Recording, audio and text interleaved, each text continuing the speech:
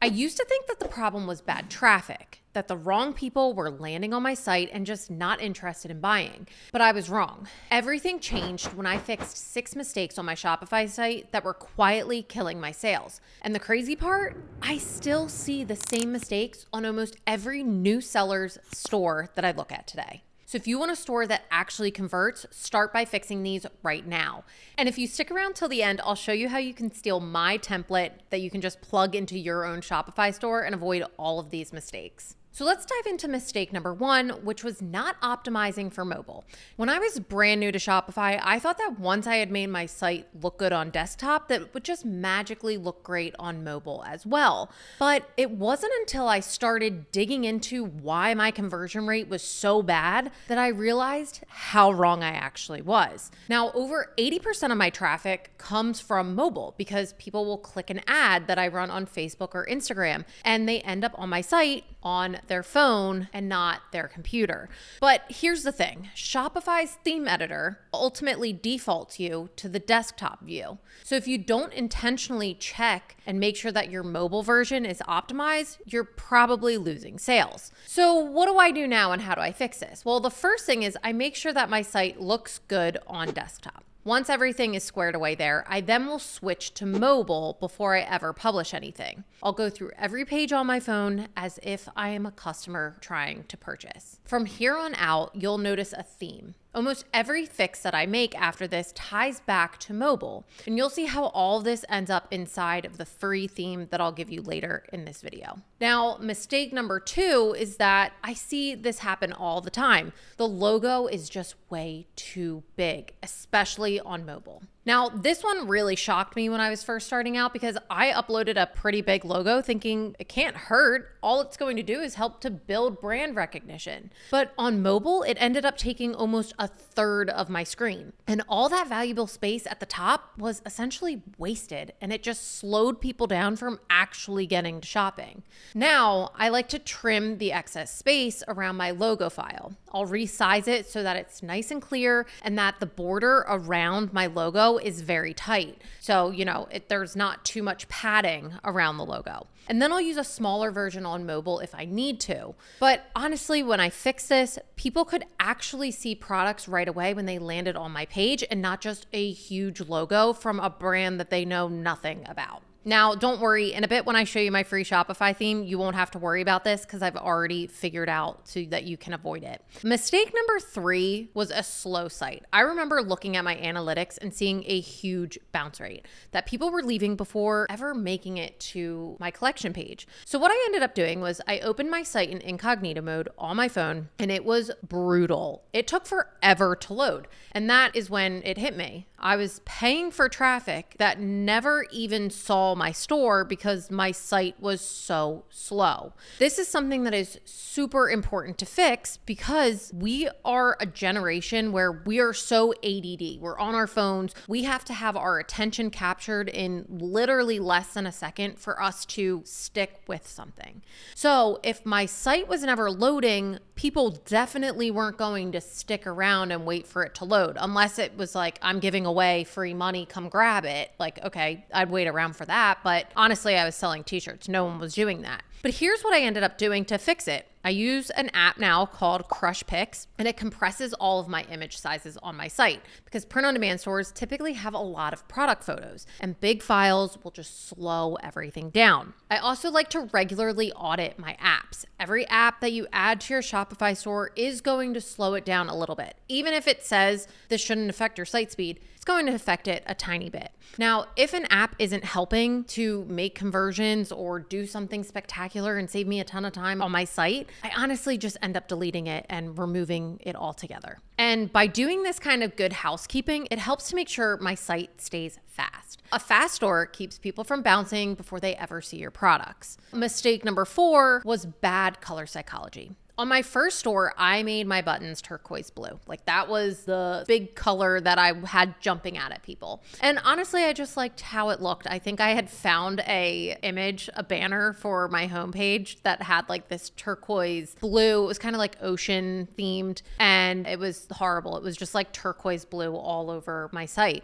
The problem to that was that my add to cart button blended in with everything else on my site. So no one was really seeing like, hey, this is how you add it to your cart and then, move you through checking out. Now, after some research, I ended up switching to colors that stand out and actually guide buyers. And here are the two colors that I've had the most success with using color psychology. And that is red. Red will ultimately give feelings of urgency, excitement, or wanting someone to take action, which is exactly what a call to action button should do. And the other color that I've had a really good success rate with is green, because it means progress and go and confidence. So when they are clicking add to button, they feel sure about their decision. Now, every button, add to cart, checkout button, buy now, they're all the same color so that the flow feels seamless. The last thing that you want is to have one call to action be red, one call to action be purple, one call to action be yellow. You're ending up confusing your customer instead of keeping them consistent. If I keep clicking the red button, I will end up making my purchase.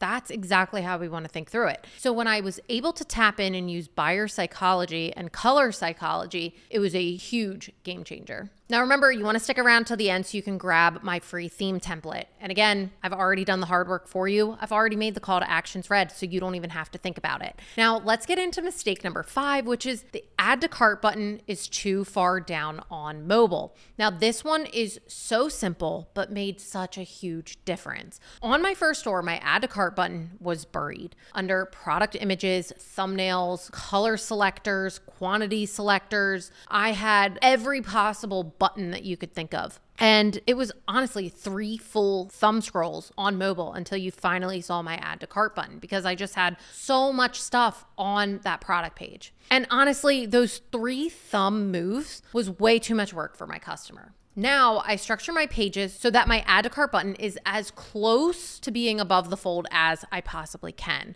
Now think of how easy it is to shop on big brand sites. One tap and you're simply adding it to cart. And typically it's right around where your thumbs are placed on your phone. And it's all done on purpose. So what I ended up doing was I took out my quantity selector, because at least with t-shirts, people aren't typically buying multiple quantities of the same size on t-shirts. So a lot of times it'll be like a husband and wife, and like they don't wear the same size t-shirt typically. So I ended up just removing that button. And then I was able to edit the size of my variant selectors so that I could put them simply onto one row. Because if they were too big, it would be like small, medium, large, extra large, 2XL. So it would take up 2 lines. So you kind of have to think through like, how can I compress this like section as much as I possibly can to get that add to cart button up. And once I was able to do that, my add to cart rate shot up. It was such a great move to do. Now, mistake number 6 was that I had walls of text, especially on my first store. Now, I used to write these long product descriptions thinking that I needed to convince people to buy my shirt. Now I do literally the complete opposite.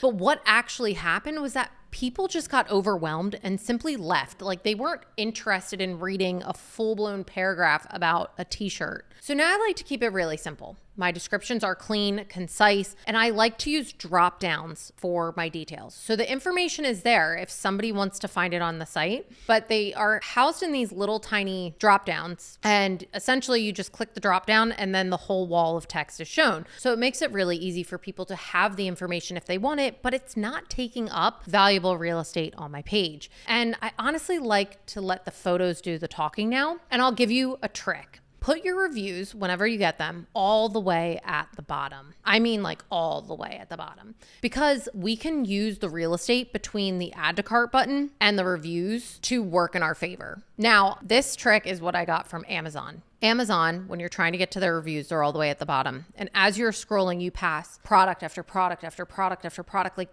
I'm not kidding. I think it's like 25 different lines of potential products that you could click based off of just the product that you are currently on. It is insane.